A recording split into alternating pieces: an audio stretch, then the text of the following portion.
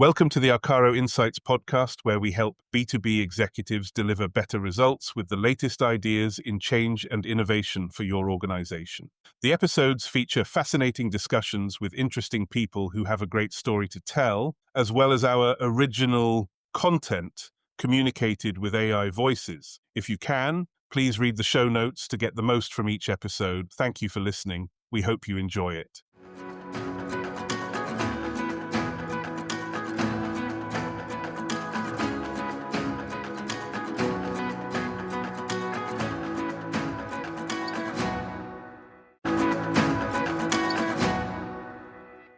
Hello, everyone, and welcome back to the Arcaro Insights podcast.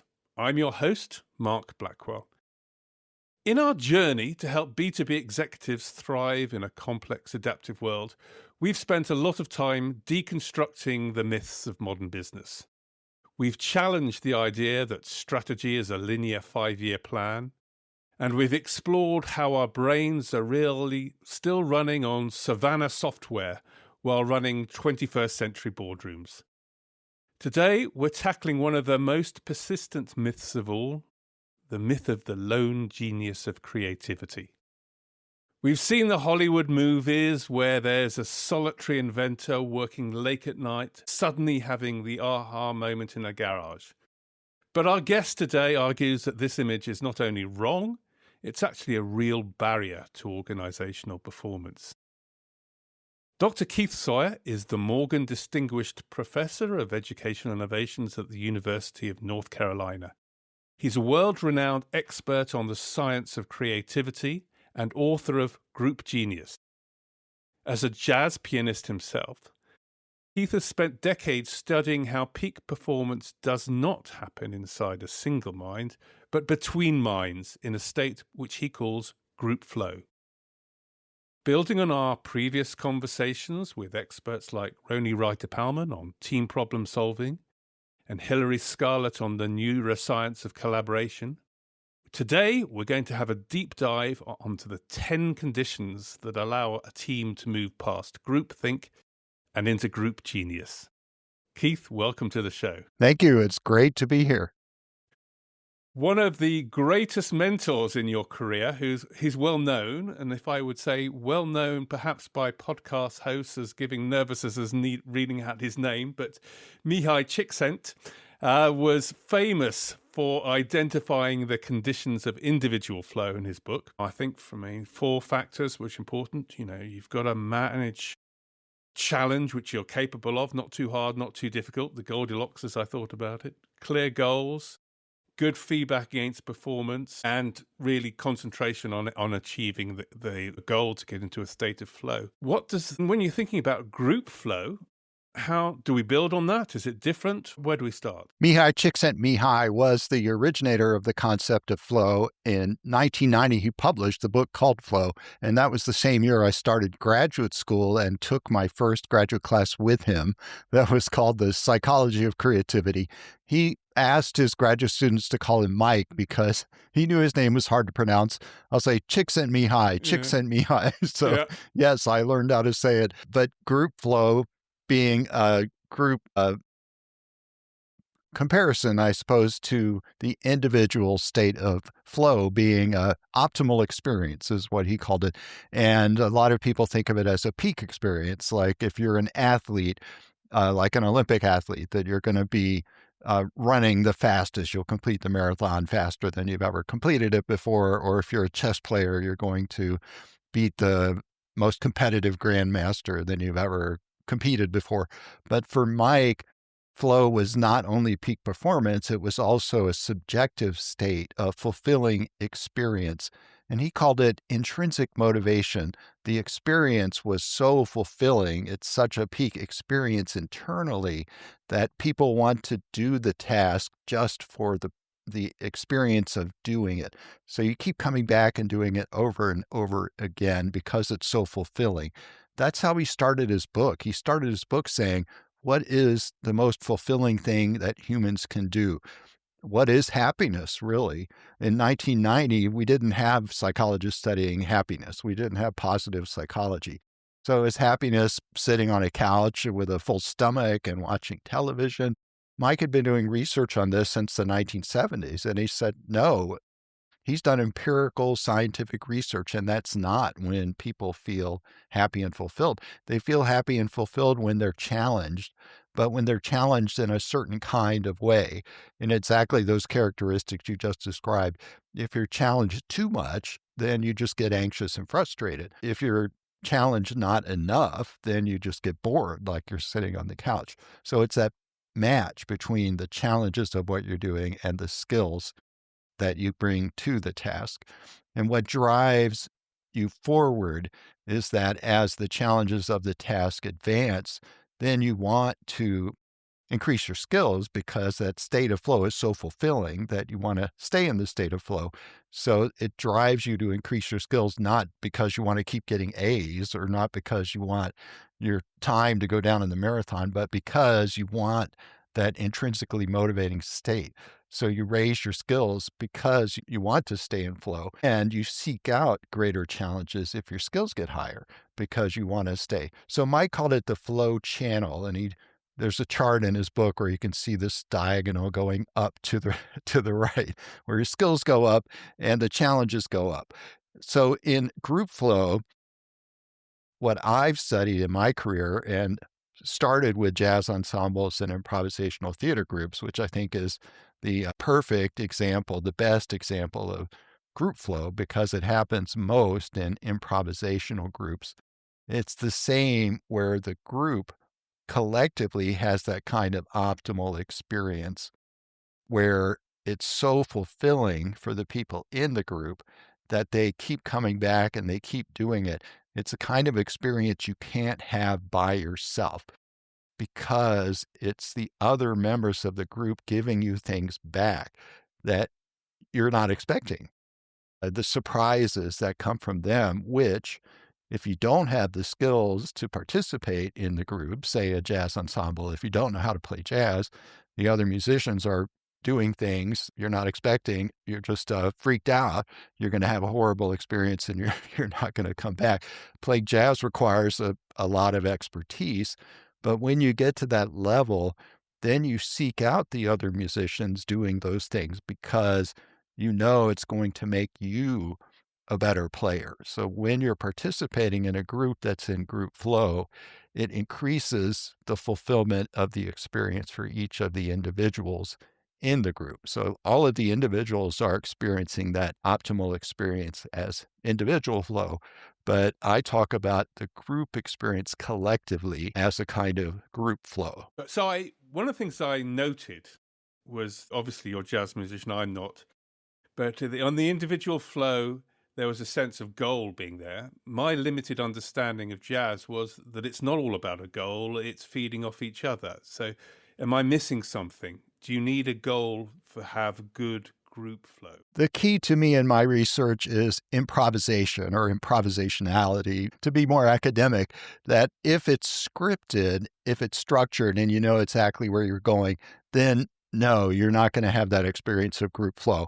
And to some extent, I think it's the same way with individual flow. So when Mike Csikszentmihalyi said for individual flow that you have a clear goal, you're not going to get in flow if the path to that goal is linear and predictable step by step. So one of the second characteristics of flow is that you get feedback at every moment along the way. It doesn't mean you get a grade at the end of the semester. That's not feedback. You have to get feedback every day, every second to be in the flow state because the flow state is an experience, subjective experience that's continuous. And if you know exactly what's going to happen every second, then, that's not an experience. You know what's going to happen. So there has to be an improvisationality, even in individual flow. So for a group, that improvisationality is expanded because the other performers, and if it's a business setting, it's the same way. The other people in the group are doing things that you can't predict.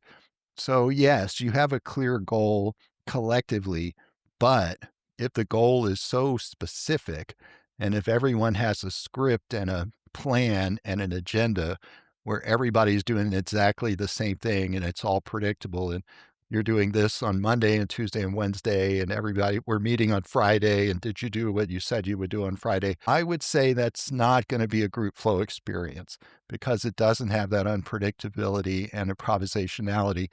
Now, a lot of business challenges, you want that predictability. A lot of business tasks really do have to have structure to them. But at least in what I've studied in the types of organizations and the histories of inventions, if you need invention and if you need innovation and if you have a really complicated, wicked problem, you need that kind of improvisationality. You need that unpredictability because you don't know what the path is going to be forward. So for that kind of, I call it problem finding challenge, I think you need the group flow type of innovation experience. One of the things I like about this podcast is different ideas from different sources come to merge to connect with each other. So one, for example, in our podcast with Pete Compo, we talked about the myth of the 5-year business plan, which is like that no business can rigidly plan every step for 5 years. Yeah, you can have a goal or an aspiration, but getting there in a complex adaptive world is probe, sense, respond. Do something, sense how it impacts a system from an experimentation, and then react accordingly, which is to me exactly what you're describing in the jazz ensemble. As I interpret out, you're playing off each other to work out how to get to the final goal with no preconceived plan at all. So that's nice. But the one thing that does come across, and we've had this as not just from Pete Compo, but from Ketrinel Tromp and many others, is when you're in this sort of complex adaptive system trying to move towards your goal, more constraints is better. Is there any analogy to that in your 10 factors for group flow? There's a misconception about improvisation that it means that anything goes. And anyone who performs jazz knows that there are lots and lots of constraints and structures, but it's a funny term because I think jazz musicians wouldn't say there are constraints. Yeah. Music, you're playing in a key, it's B flat. That's not a constraint. That's just music. You're playing a blues. A blues has 12 bars, song form. And that's not a constraint. That's just music. B flat has an F7, dominant seventh chord. That's not a constraint. That's just the way the music is. But that's the nature of improvisation. It has that structure to it, and that structure enhances and enables the improvisation. So that's what I mean when I say improvisation is always a balance between structure and freedom.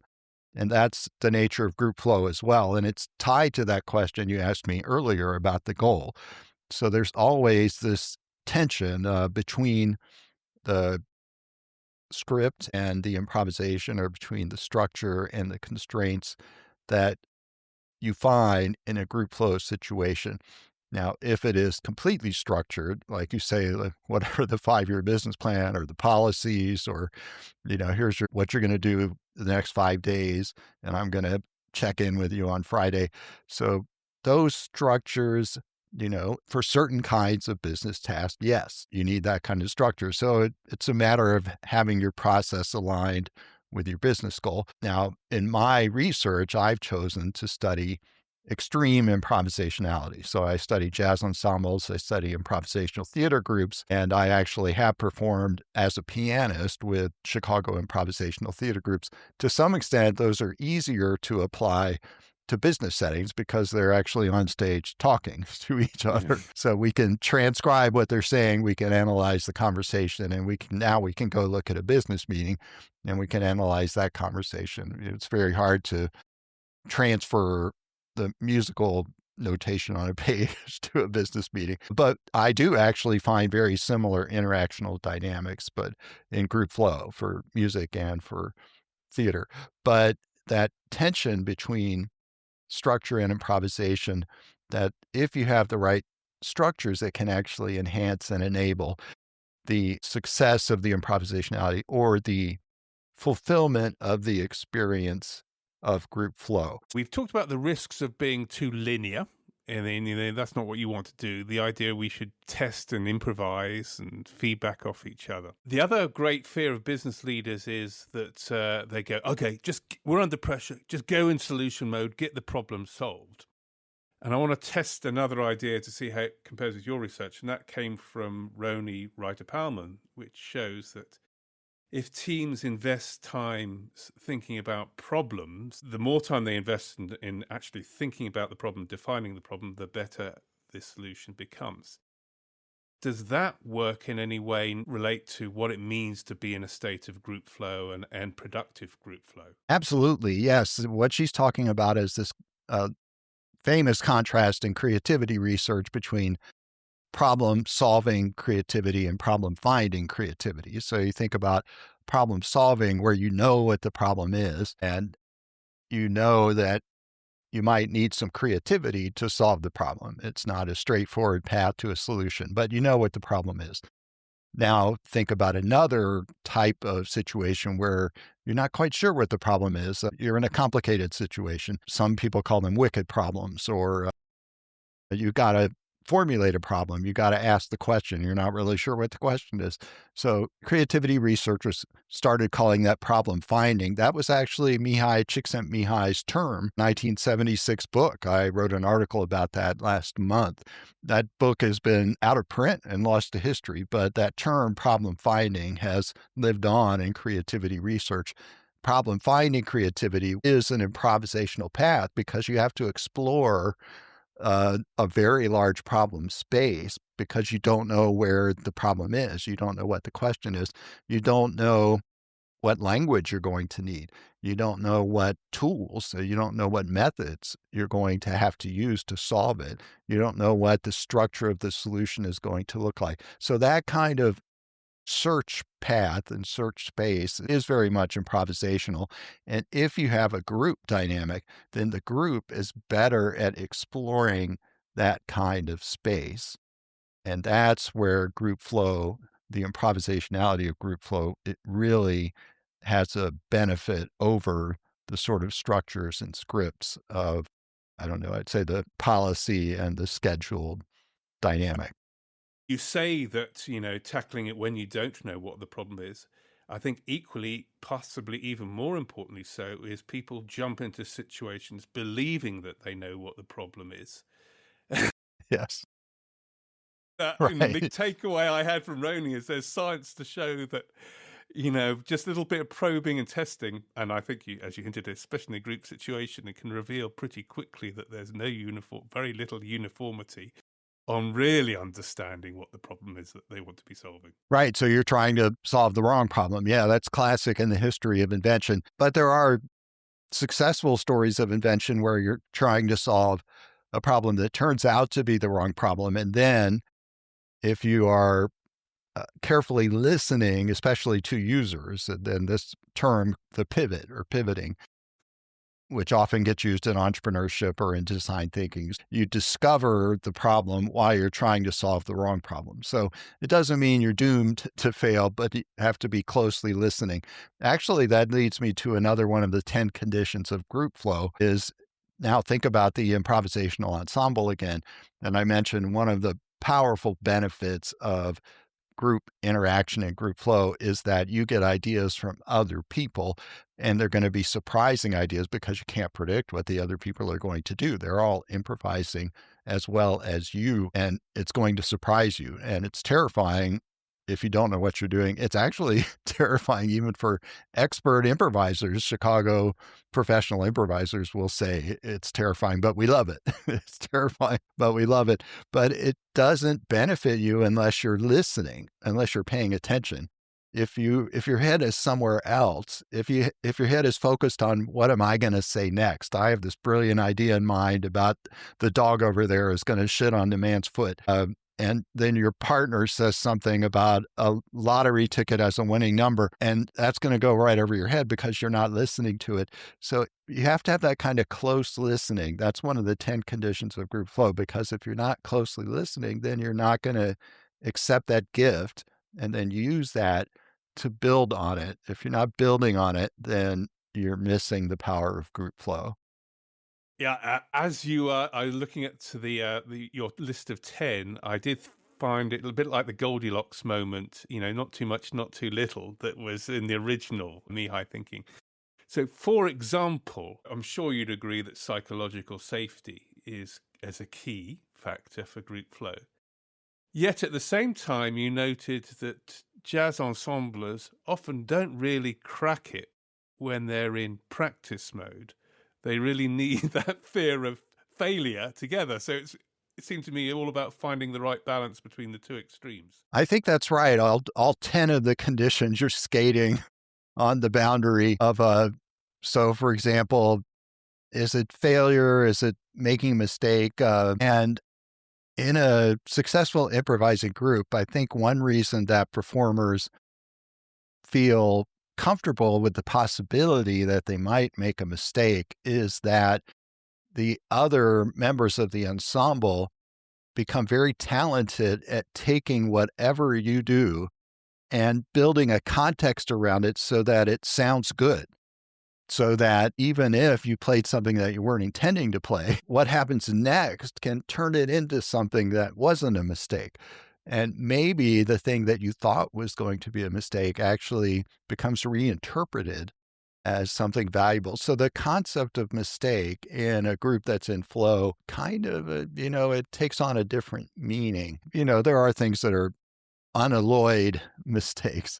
But in a professional, people who are really good at this, they are more comfortable with really putting themselves out there and trying wild and crazy ideas. So it sounds like to me that if you need to feed back off each other and have confidence to build on someone's mistake as well as good improv, then you need to know each other pretty well. Is that a key feedback? Yes, absolutely. And yeah, that is one of the 10 conditions of group flow that is, again, a tension is that you need to have some familiarity with each other. It's very hard to get into group flow. And again, I'm thinking of stage performers. It's very hard to get into group flow if you don't know each other at all, if you never played together before. So yeah, some familiarity. But if you know each other too well, let's say if you've never played with anybody else for 2 years and you played with only these people, then you know each other too well and the others aren't going to surprise you. You've heard all their licks, so there's no surprise there. So having some, what psychologists call cognitive diversity, what cognitive diversity means is that they're giving you things that are surprises to you that you haven't heard before. So if it's all new stuff, if you don't know anything about what they're going to do, then you don't have any shared language. There's no overlap. So having some familiarity, yes, it is important to group flow, but being completely identical. So what you find in performing ensembles is that they actually do configure themselves over time in this manner. So groups will form and reform in a particular city, for example. So they'll have groups of musicians that will play together, and then one musician will leave and start performing with another group, and another musician will come in.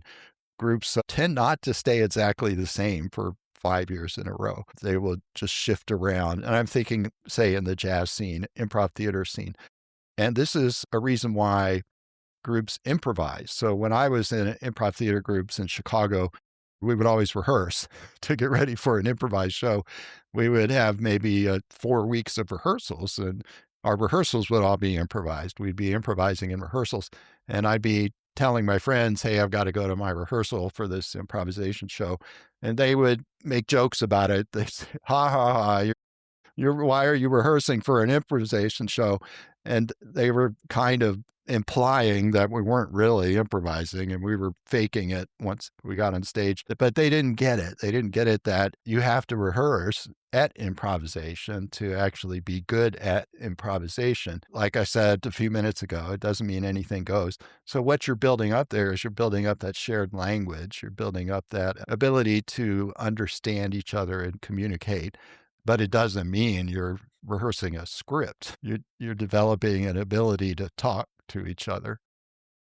So what does that mean for building business teams in the workplace then? What guidance or what have you learned from the data, if any, about, what organizations are good at this and what organizations are not good at this in terms of allowing and supporting group flow in the workplace? I just had a flash to these team building exercises that everyone makes fun of.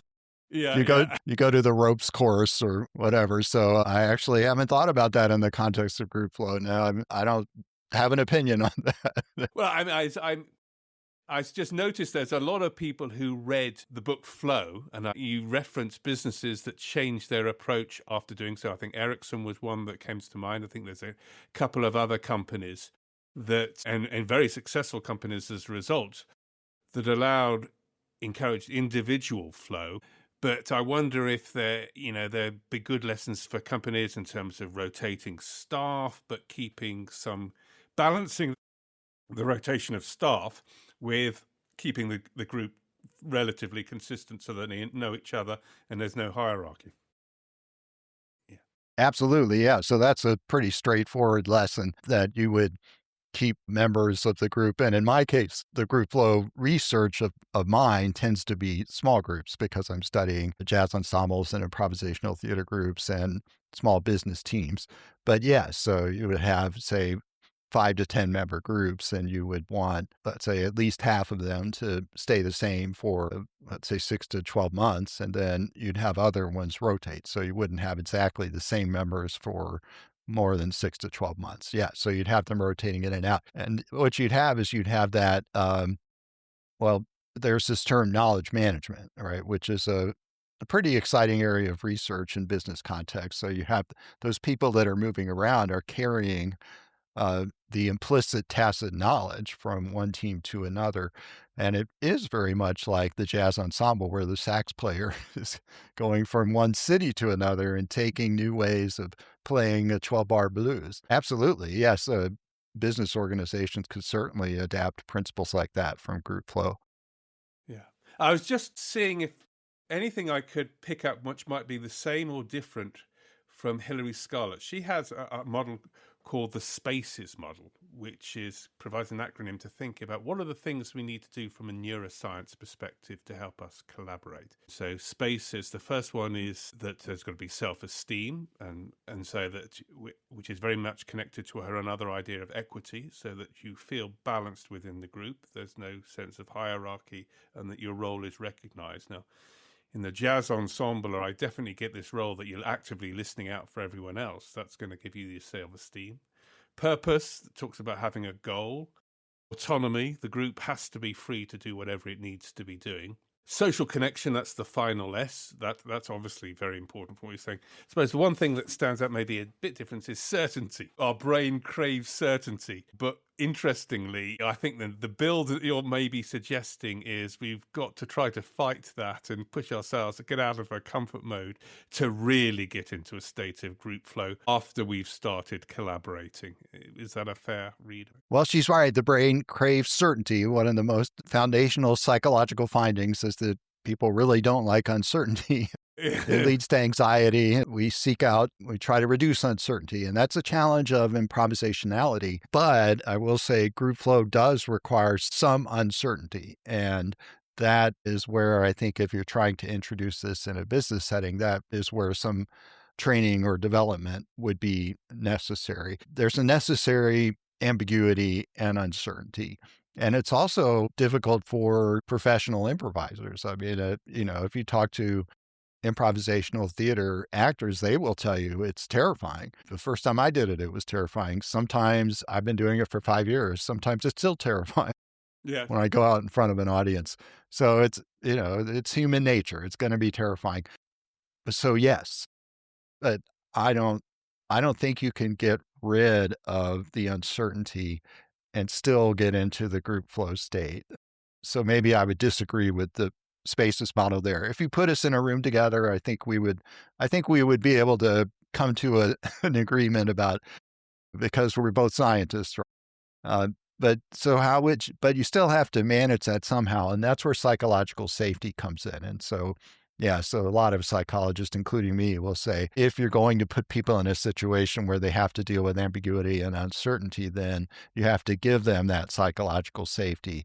And that requires a certain kind of group dynamic and a certain sort of development of the team. And you're not going to be in group flow without that.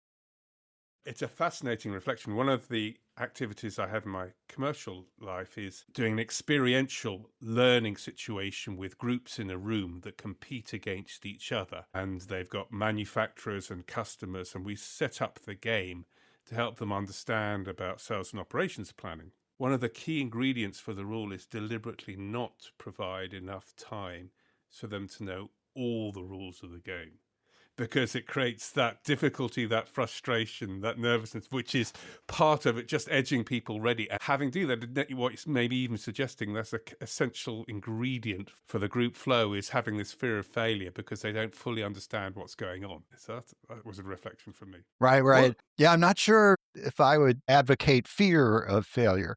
okay. Maybe expectation of failure or Yeah. welcoming. How about celebration? More really, I think if I rephrase it, the possibility of failure because Possibility, which is like the possibility of being in front of an audience and someone doesn't get the feed off another and the improv goes all wrong. It just heightens your nervous state and to be more alert to get into a flow. I think that's what I was probably aiming for, the potential, not the fear. I just wonder, one finally as we close, I'm getting a feel now what we need of the 10 factors. We're not going to have time to go through them all. One question that came to me, obviously, is I get group flow as possible, but more and more we hear about groupthink and the failures of political decisions or whatever as people get a room who know each other, who've got individually, they have the talent. I'm also reminded of soccer teams that have got huge budgets and they buy all the best players they can in the world and put the teams together, and the sum is less than the parts, not greater than the parts. Can you give me one or two drivers and why do we make such bad decisions sometimes when groups or perform so bad? Two things that can interfere with group flow that you mentioned, and one is the drive for an individual to focus only on their own individual flow experience. So you think about the football team or the soccer team where an individual player is trying to do their best and they're to get into their own individual flow state. So they're not focused on the group and they're not doing the close listening and they're not improvising with the group. They're not trying to benefit from what the other members of the group are giving them. So not only they might be getting an individual flow, but they're not contributing to group flow. So in a team sport, I think coaches are very familiar with this phenomenon. And in my book, Group Genius, chapter 3 is called Group Flow. And then chapter 4, right after that, is about groupthink. Right. It's about the voluminous research showing that in many cases, groups are dumber than the same number of individuals working alone. That research goes back to the 1960s. So absolutely. So there is a lot of research on how you can avoid that group think. And the way I interpret all of that research is that the way to avoid groupthink is to bring people together and to have them improvisationally interacting so that each member of the group is contributing information to the other members and that each member is listening to that information coming from the other members so that that communication dynamic, and communication is one of the 10 conditions of group flow, so that that communication dynamic is happening on a moment-to-moment basis. When that happens, you have something greater than the sum of the parts emerging from that interaction. When you have this group think, you don't have that kind of interaction happening on a continuous basis. And that means you don't get the benefits, the potential benefits of group flow. You got to have that moment-to-moment interaction in an improvisational context, and that gives you the emergence, and that's the power of group flow. Got it. I'm not sure if we've covered them all. I mean, I've got a list in front of me. We've got having a shared goal. We've talked about that. Listening, you've really definitely got that. Having complete concentration, being in control or having autonomy, blending egos. So I'm thinking about the all-star football team again. No one's trying to becoming the biggest all-star.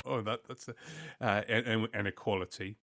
Knowing each other, but knowing not each other too well, because that can make teams stale. Giving good feedback, and that's why I think having psychological safety is so key, because you've got to be able to comfortable, give people feedback on where they are going well and no forth, so we can just look to each other with both verbal and non-verbal communication. Recognizing that there is a goal to achieve, so constantly having an indication, are we getting closer towards it, having progress, and having some rules That is, again, it comes up again, this idea of the right balance of structure. So we don't want a rigid pathway, but we want to, we don't want to like it's a linear preset plan. But on the other hand, we've got to know that jazz plays in B flat or whatever we are. We've got to have some constraints on the rules of the game, which helps us become creative. And that's been a big theme of the podcast. So I think that's it. It's something to practice. If you've got any advice to anyone listening to this, what they should do in the workplace to try to encourage more group flow in their organization next week. There was an article in the Wall Street Journal this morning about research showing that people are losing their ability to engage in everyday conversation, just small talk or just talking to people, and some actual empirical scientific research. And I thought, oh, this is so sad, because that's exactly what we're talking about. That is the foundation of group flow. What we're talking about is basic human ability. I've been talking about jazz and improvisational theater. These are highly talented professionals, but it's a fundamental part of being human, is this ability to interact with other people improvisationally. That's conversation. Every time we sit down and talk to each other, we're saying things no one's ever said before, and we're having an exchange with each other that's 2 or 3 different people. And yeah, it's going to be very similar to other conversations that 3 other people had over beers before, but it's going to be a little bit different. And that's the way jazz is. A lot of people have played a 12-bar blues before in B flat, but this time it's a little bit different. So, it's a fundamental human ability. It's not something that only jazz musicians can do. So I would say we need to make sure we don't lose that fundamental human ability. We need to get out there and just talk to people. If you're a dog walker, I see dog walkers talking to other dog walkers. So maybe get a dog. I don't know. Just have some small talk with people. Put your phone down when you're waiting for the bus. Just don't lose that basic human ability to engage in conversation. You're so right. As the Americans were so fond of saying, the water cooler moment, definitely so. I mean, I could start another conversation straight away, but I think what you're saying is so much more important than might immediately appear to be. I've read a very similar article in MIT this week, which is, AI is great at interpolation, connecting pre-existing patterns. What makes us special and truly special as human is extrapolation, creating these bizarre connections that have not been created before, even if it's just a simple conversation. Yeah, I really get it. Thank you. Very good advice, Keith. So tell me, what books should people read if they've been inspired by this podcast? My book, Group Genius, The Creative Power of Collaboration. I have a chapter in that book called Group Flow, and that's where I have the 10 conditions. So that's called Group Genius, 2017. I'm working on a new book now that is called Group Flow. And then there's my podcast, The Science of Creativity, with several episodes about flow and group flow, and my Substack newsletter. Thank you very much, Keith. I've listened to a couple of your podcasts already, and I will be listening to more of them for sure. Thank you very much. Thank you for a great introduction to Group Flow. Please be sure to subscribe. We've got some great guests coming up. Again, thank you very much, Keith Sawyer. Great conversation on Group Flow. Goodbye. Goodbye, Keith. Goodbye.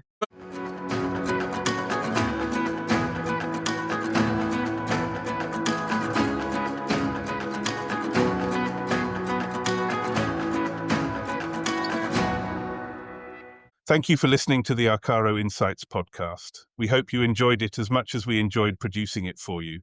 If you have not done so already, please do subscribe with your favorite podcast provider.